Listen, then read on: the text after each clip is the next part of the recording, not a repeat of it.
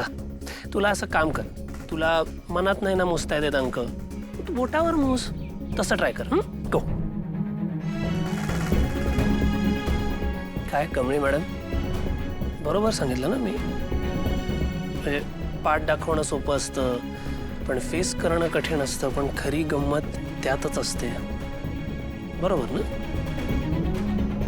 Sir खरं काय बी झालं तरी माझ्या आबांचं जिथं अस्तित्व आहे, जिथं ते राहिलं, हे गाव त्यांचं आहे. ते मला आता सोडून नाही जायचं. तसं बी मी पुढं शिकलो काय नाही शिकलो काय, मला यातच आनंद वाटतोय.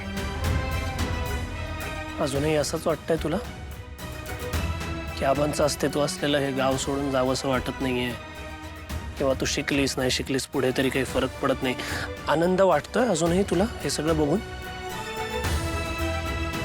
माझ्या बरोबर चल, ये.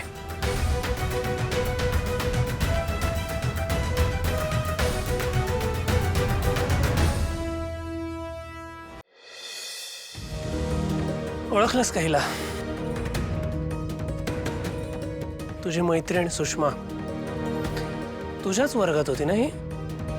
खूप हुशार आहे ही मुलगी, पण नंतर गावात कॉलेज नाही म्हणून पुढचं शिक्षण नाही घेता आलं तिला. आज तिचं काय झालंय बघ. योग्य झालं ना तिच्याबरोबर?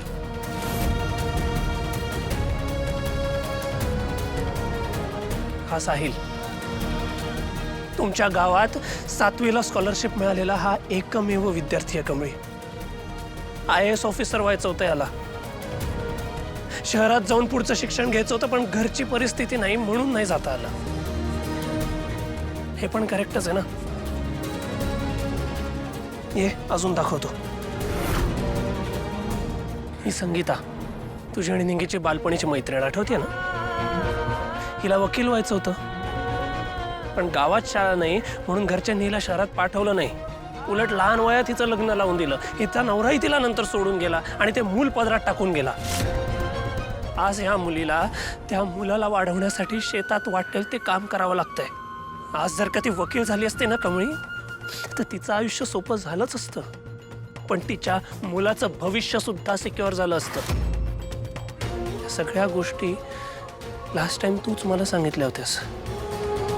अजूनही वाटतं तुला की तू शिकली नाही शिकलीस तरी गावातल्यांना काही फरक नाही पडणार?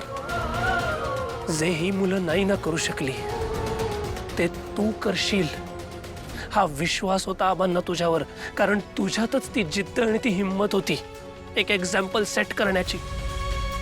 आज जर का तूच आबांचा विश्वास खोटा ठरवायला निघाली असशील ना, तर या मुलांनी कोणाकडे बघायचं? तू काहीतरी करून दाखवशील ह्यासाठी आबांनी तुला हे स्वप्न दाखवलं होतं आणि आज तेच स्वप्न तू या गावात सोडून देतेस. सिरियसली?